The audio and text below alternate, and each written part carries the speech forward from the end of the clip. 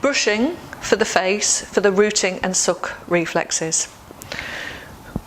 Adding a different sensation, different forms of brushes can be used to help stimulate the sensory areas of the face. So we have a nail brush, we have a pet grooming brush, and this is quite nice because it's rubber and not bristly, and then we have a paintbrush.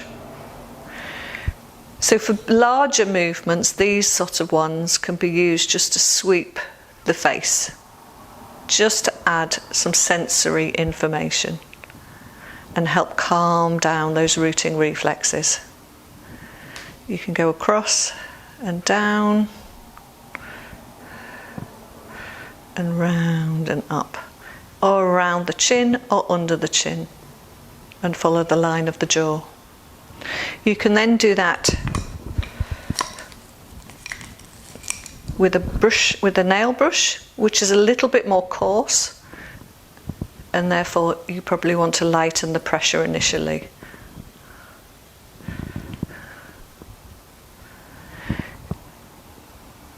If you repeat it 3 to 5 times on one side, don't forget that you need to do the other side. And then you've got a brush which obviously can get into more finer areas, so we could use this to go around the orbital bone and up, and then down towards the nasal. If you had 2 brushes, you could do it symmetrically.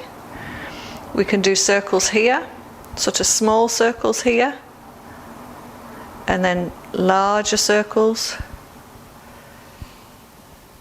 You can do the lips,